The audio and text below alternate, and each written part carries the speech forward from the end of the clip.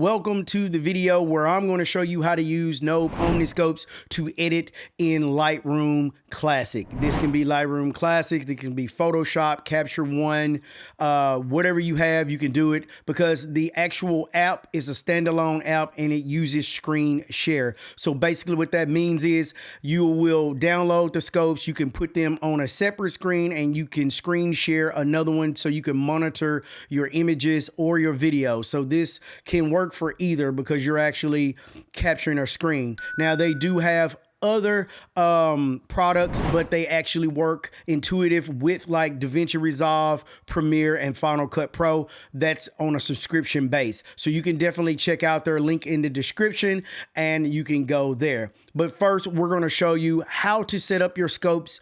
Well, let me say how I set them up because I'm still learning the scopes, but I did figure out a workflow that works for me. Now, once you figure out your workflow, you can take what I teach you today and you can do what you need to do to use the scopes. Now, the way I'm using them, they are working perfectly. I get my skin tones accurately. So let's jump into that video right now. Oh, let me say, before we jump into the video, there's a discount code in there.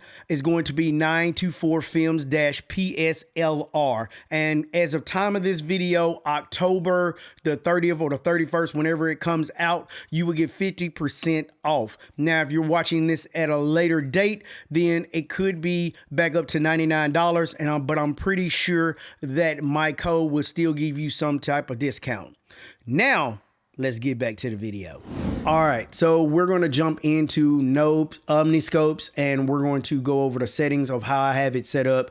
This can be different for you if you figure out something different, but this is just to get you started. So the very first thing what you want to do is once you open this panel up, it's going to have a little box to come here. It's going to say screen capture or snapshot. You want to go to screen capture. Once you do screen capture, we're going to go up here to scopes. You're going to add your waveform. You're going to add a vector scope. You're going to add your histogram if you want to, and the false color. So we're only using 3, even though I have the histogram here. I really only use these 3 here.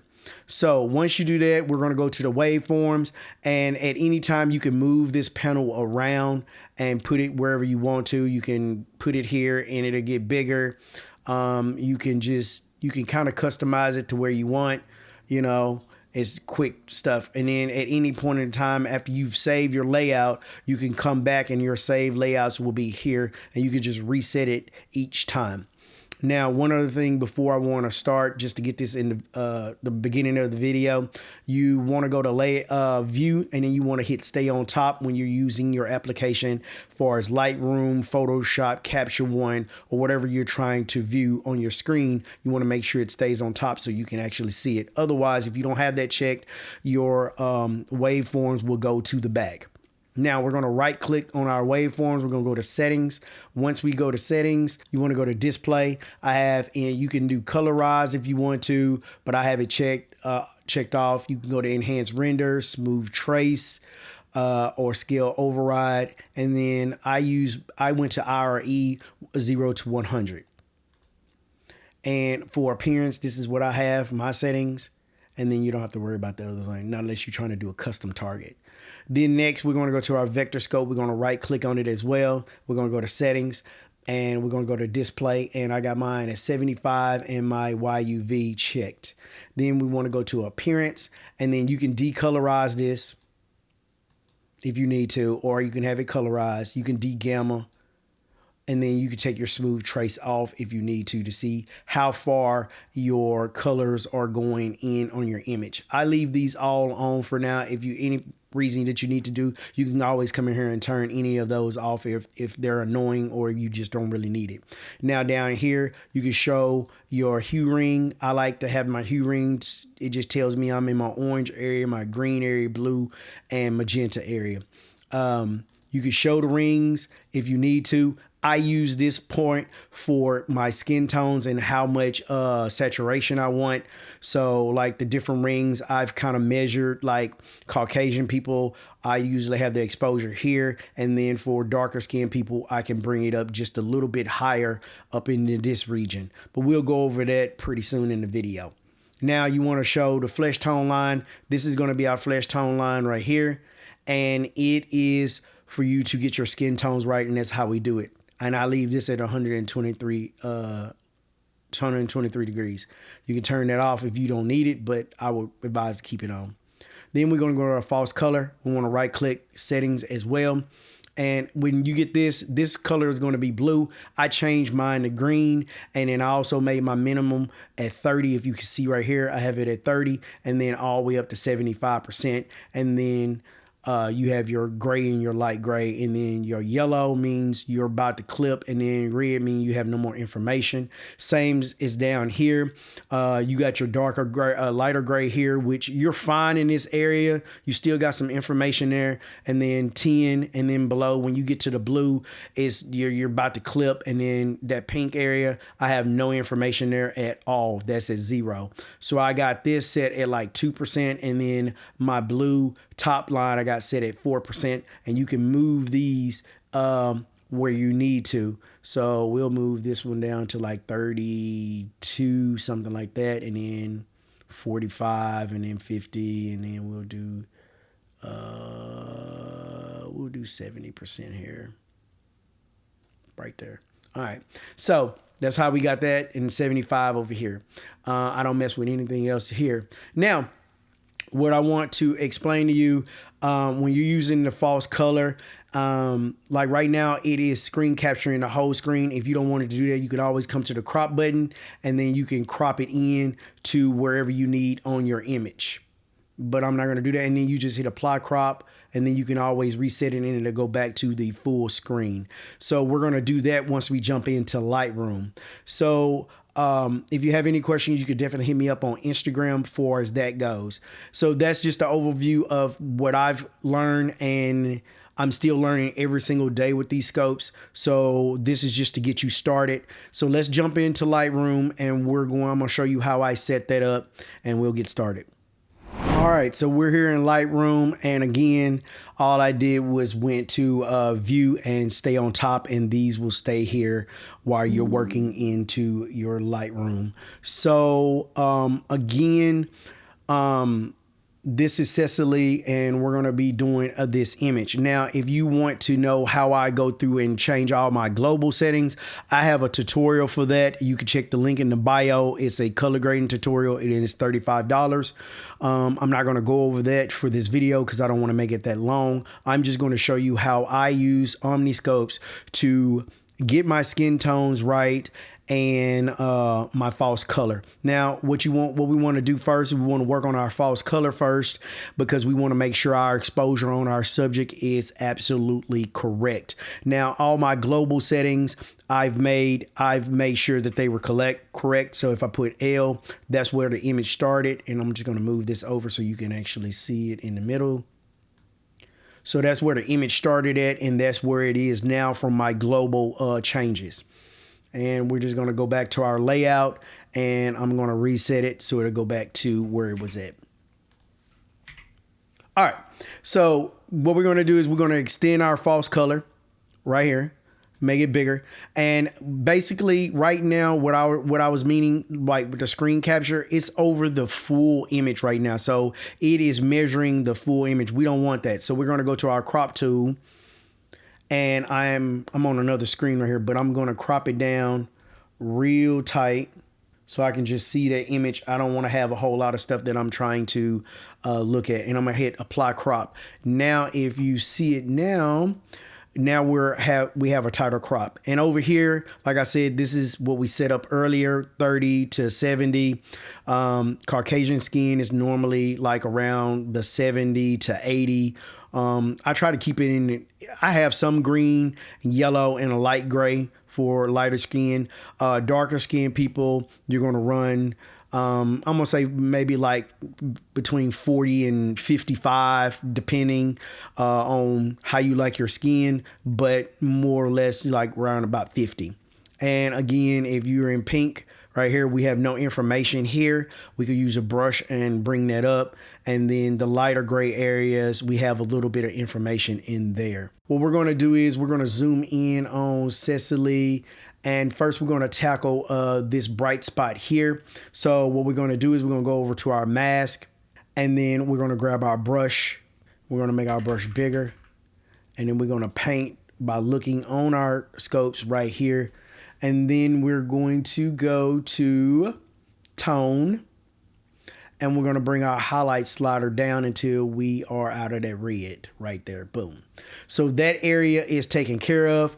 We're going to move on to her chest area, which is not bad. It's in the light gray area right in here, the lighter gray. I think that the exposure is not overexposed, but we're going to tackle it just a little bit. So we're going to create a new mask. Going to grab our brush, and then we're just going to paint in right here. And it's real time there. And then we're just going to use our highlight slider, and we're going to bring down that exposure just a little bit. We're going to create another mask, brush, and we're going to brush here across our forehead right here. And then we're going to grab our highlight slider again, and we're just going to bring it down about right there. Not too much. I'm going to leave some gray there. I'm just trying to make sure ain't no red or anything going on. Move down just a little bit. We don't have any information here, so we can create another mask. We can grab our brush. We can bring that down, and we can paint, and we can see what we're painting right there. And then what we can do is we can bring our shadows up here slightly, and then if you want to bring your blacks up, just so you have more information there. This tool is so powerful that you're able to make sure that you're not clipping or anything. So we'll do the same thing here. We could just paint this in if we wanted to, and we could just use the same settings there. Boom. Just like that. Bring back a little more information there. I don't really care too much about all of this over here. That's fine. If we wanted to, we could fix that.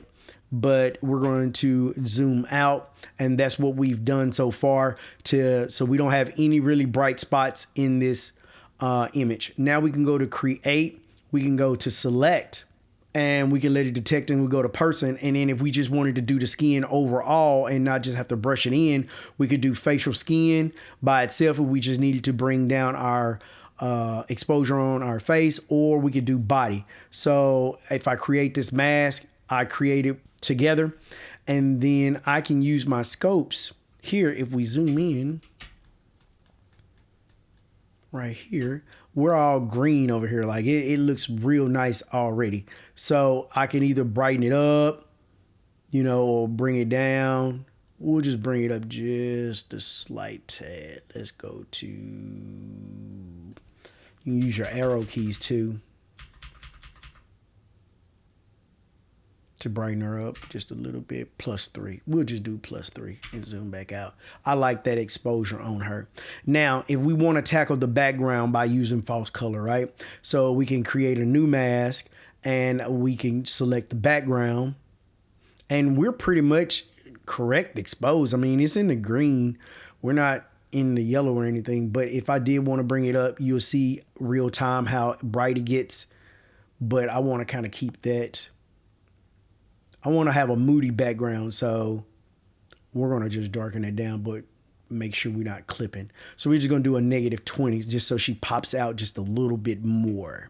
All right, we can reset our layout to bring back our panels. Next thing we want to do is we want to work on our color. And this is where we're still going to be using this in the mask area to get our colors just right. So what we'll do is we'll bring this up here, and we're extended out just so we can work with a bigger space here. We are going to crop in more on her skin. So what I'm gonna do first is I'm gonna zoom in on the image, and I'm gonna go around to her face area here, and I'm gonna go to my crop tool on my Omni Scopes, and I am going to crop this in way more, and you'll see it in a minute. And then I'm going to apply that. So now we can only see this area. And if I bring this down, see how tight we cropped it in? So that's what we're looking at here. So this is our skin tone line, and we're going to make sure that we are in it. So we're going to create a new mask. We're going to select people, and we're going to use this AI feature that allows us to utilize, make our life a lot easier. Like, so you can do the same thing in Photoshop, but you just do it in layers.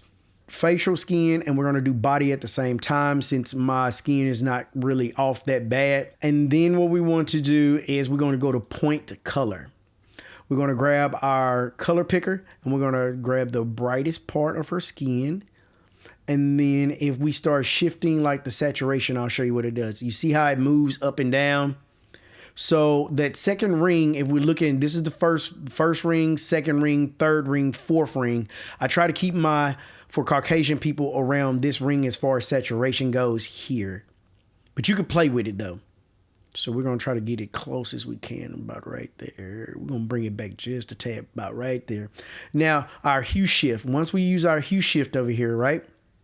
You see it put more red in her skin, and it's over on this side. So you can use it to bring it back to a normal side. So we're going to do about 9 right there. And I like that color. Now the exposure, guess what? We've already done the exposure, so we don't even really have to touch the luminance. But if you want to visualize your range of what you're touching, you can always increase your range here.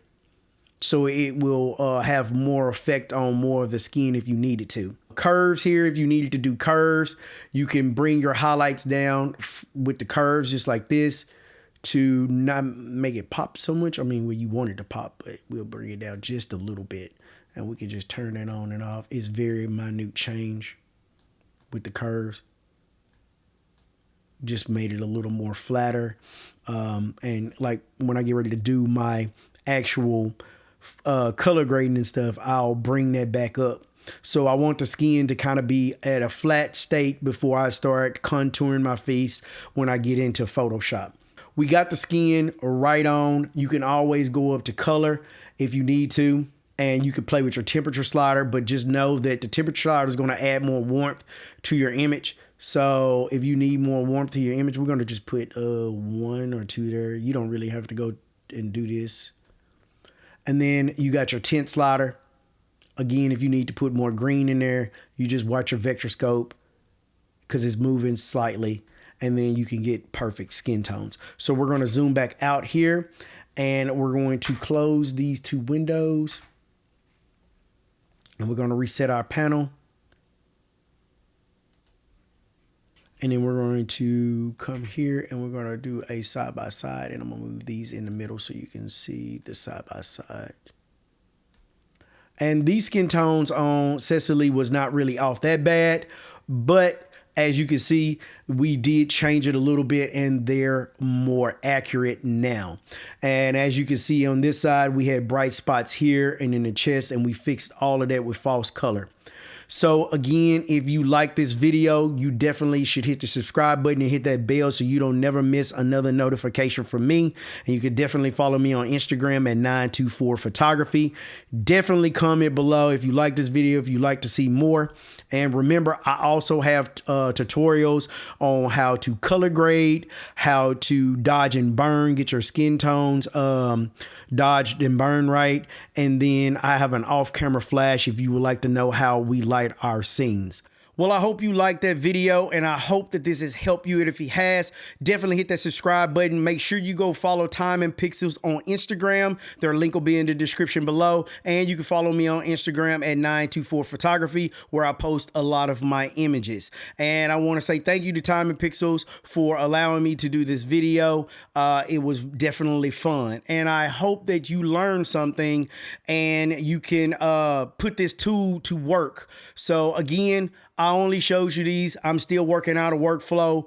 It may change in the future, but as of right now, this is what I'm going with, and it works out well. Now, if any time that you find something that worked better than I said in the video, definitely put that in the comments below, and definitely hit that like button if it did help you out, because I know a lot of people have had problems or issues trying to get their skin right? But now, again, this program may not be for you. For years, I have used just Lightroom and a histogram and just eyeball my skin tones, and I got pretty good at it. But this just makes it more accurate. Now I know my skin tones are correct. And you may say, why should I use this program over Lightroom or whatever I have? Well, in video, we use scopes all the time. Professional colorists use scopes all the time. So why you shouldn't use scopes? Because when you're editing video, you are getting a still image and you're just grading that hero frame. So that means, hey, you can have your photo as a hero frame. So edit it in there, use them to your advantage. It is a tool, and that is it. So again, hit that subscribe button and the like button, and I'm gonna see y'all in my next video. Yeah, peace.